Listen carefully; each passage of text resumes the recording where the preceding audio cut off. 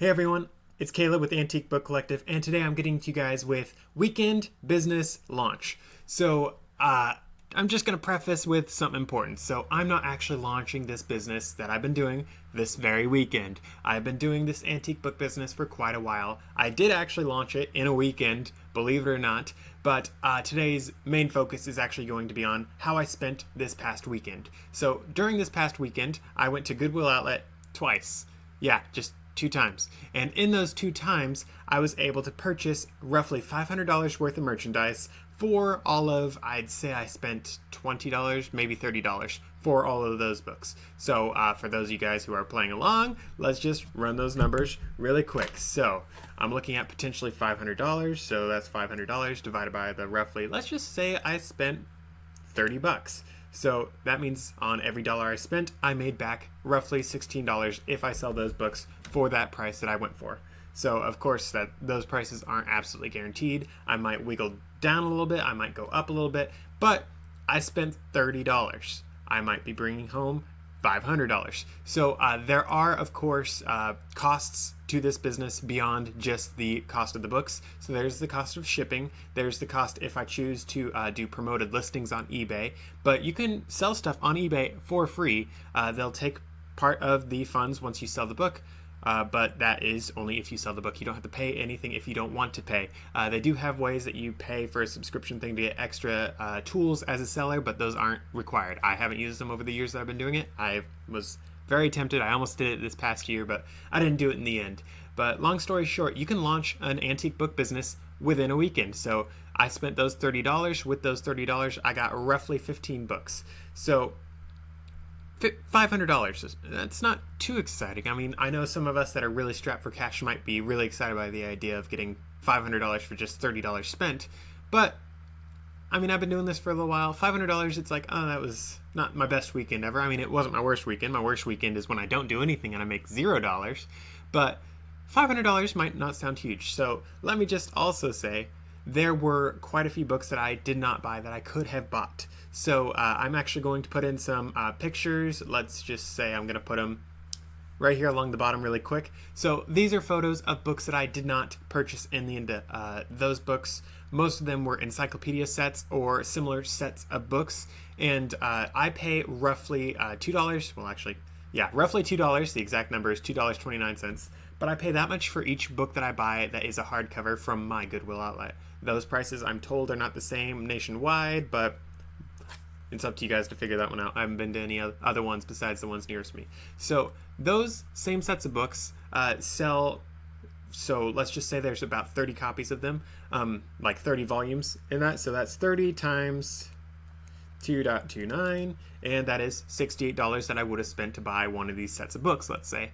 And those sets of books sell for between $100 and all the way up to like $250. So that's still a pretty good markup on your money. So let's just say for the $130, which is what most of them were roughly at. So $130 divided by 68.7, and that is almost 2 times. So for every dollar that you spend, you get roughly $2 back. So yeah, that is still profitable. However, it wasn't profitable enough for me to be really interested in it. And I know I said no to basically $100 profit that I could have had by buying these sets of books. But the issue is with those sets of books is that they take up a lot of space. And if you are looking at just launching this antique book business, you might not want to put so much space in your house to just a stack of books. Like for me, I understand that antique book sets and encyclopedia sets sell really well. But I've been doing it long enough, and I still don't buy those encyclopedia sets all the time. I mean, I still do from time to time. I actually have a big old stack of encyclopedias in a couple places, but I don't really focus on them as much as I used to. I mean, I still like to do them from time to time when I have the space, but I don't have the space right now, so that's sort of why I chose not to get it. And if I did buy those sets of books, I could have made about $1,200 on this weekend, and $1,200, that sounds a lot more promising on if I bought all those books and if they all sold, could have been $1,200. So I went with just $500, which is less than half, but I still was very happy with it. And honestly, if you guys were doing it, maybe you would have gone for it. However, I must point out, if you were going to buy all those books, you would have to pay that much money for each set of books. So that's about $60, $60, $60. That's $180 that you would have spent, plus the other books that I already got. So that'd be a little over $200 that you would have spent. And I don't think many of you guys would be really interested in spending over $200 to launch this business. However, you could do what I did and just start with $30, which I spent this weekend, and $30 for the 500 I've already mentioned. I know I'm hopping all around, but that's pretty good. That's a good profit margin, and it's something that you can get your toes in the water. You can test out this business, and you can see if you really like it or not. For me, I was really excited with some of the books that I bought. I mean, I got one. It was an old Bible from 1929. It was like that thick, and it was like this big. I mean, it was a pretty small little thing, and it was really cute. And then I went with my mom. She and I do this business together because she got jealous of how much money I was making. But she actually found an antique book that was about yay big, and it was from 1850. I think 1859. I want to say 59.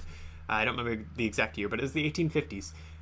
That's pretty stinking cool. And both those books, so the Bible I am planning on selling for between $600 and maybe $200 or so. And then the other book, the little 1850s one, it's the only one out there that we could find. Actually, there wasn't even anything we can compare it against, really. But it was the only one out there, and I'm thinking we'll be able to sell that for between $60 and $100 and some dollars. And that's just a children's book that I paid like 50 cents for at my Goodwill outlet. That's a pretty good profit margin.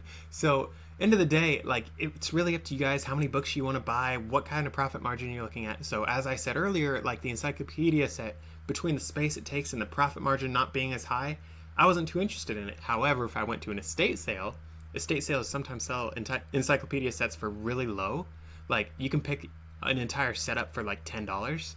I've done that so many times, and I've sold them for quite a good multiple on my money. Like, if I just sell a $10 encyclopedia set for $100, that's $10 on every dollar I spent. That's a 10 times return. That's a good return. However, a lot of times I sell those sets of encyclopedias for like $500. So that's $50 for every dollar I spent. So that's just something you guys want to pay attention to. For me, I just went to Goodwill Outlet this weekend because I was feeling lazy. But there are lots of other places you guys can go to. So I'd love for you guys to subscribe below. I'd love for you guys to check out my other videos. I actually have an entire series that I have on your first book buying road trip, how to like schedule that, how to figure out what you want to do, what places to hit. I go over all that in one of my different playlists, so you guys might want to check that one out.